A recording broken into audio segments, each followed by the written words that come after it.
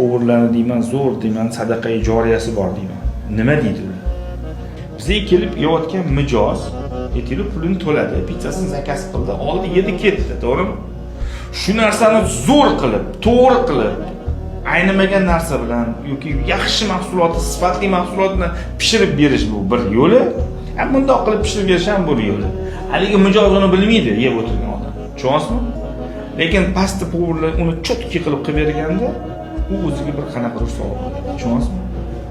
Uni hech kim bilmaydi, men ham bilmayman, klient ham bilmaydi, boshqa faqatgina povur o'zi biladi. Uni o'zini vijdoniga qo'yadi. Sababi mana mahsulotni chotki qilib bersangina bu ish ishlaydi. Men shunga ishonaman. Va bu ishlaydigan narsa, bilasizmi?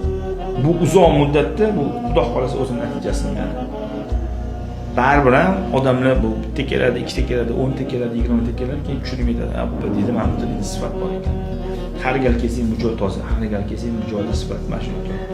Tegistr 100 ming bo'lsa ham narx shunaqa ekan dedi, 200 ming bo'lsa ham shunaqa ekan. To'g'ri, boshqalarning sal qimmatroq, lekin sifat biz uchun